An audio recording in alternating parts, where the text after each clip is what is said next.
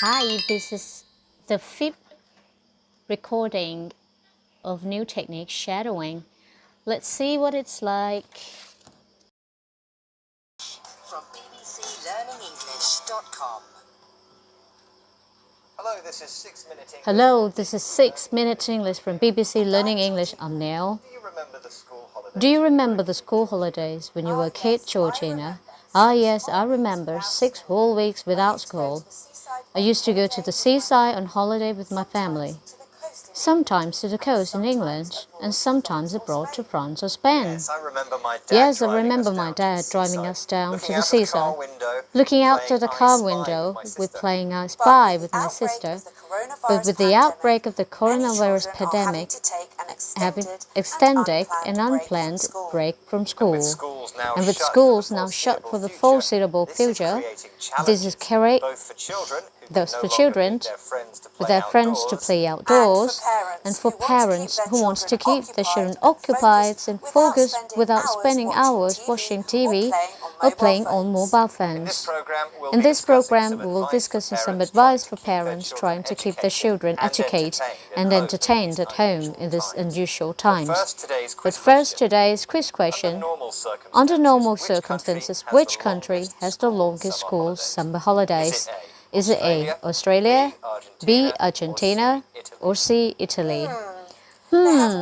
They have really hot summers in Australia, right? I think they may also have long holidays, so I'll say A, Australia. Okay, Georgina, we'll find out later whether you were right. Of course, what's happening right now is very different from normal school holidays. Parents and children may be living under lockdown for weeks on end, and this can be stressful.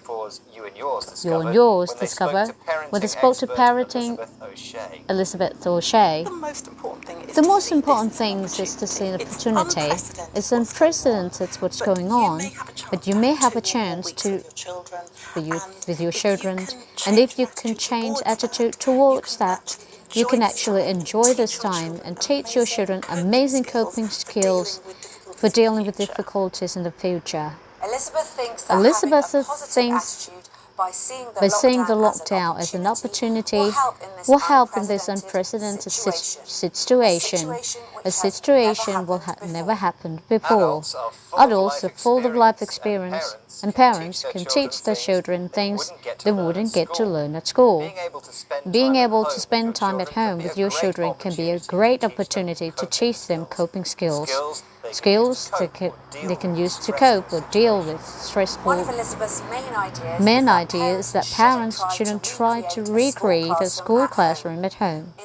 Instead, it might be better to work with your children as a team and decide together what you like to do. Here she is talking about keeping kids entertained at home. I would brainstorm ideas and then drawing timetables of what you're going to do each day, including a nice chunk of time, normally after lunch, for a bit of downtime, quiet reading or quiet play, but then the rest of the time, building activities or playing with your children is wonderful. Ball games, board games, card games, board game, anything, doing a family disco, anything that is fun and entertaining for them. If you like ideas, Elizabeth recommends brainstorming, talking to your children to produce ideas and suggestions for things to do. Of course, games and activity are a fun way of keeping children entertained, and she suggests spending a chunk or large part of time on those. But it's difficult to find the energy to keep playing games all day long. It's also important to timetable downtime, time when you relax and do not do much, for example, quiet reading. And if it all starts going wrong, here's Elizabeth again with a final tip. Pillow fights are also a great way to let off steam. If the situation becomes stressful when it's going to let off steam, do something to get rid of strong feelings by expressing them without harming anyone. You can let steam up in many ways, anything from going for a run to have a pillow fight. I think I'm going to need to get over this lockdown.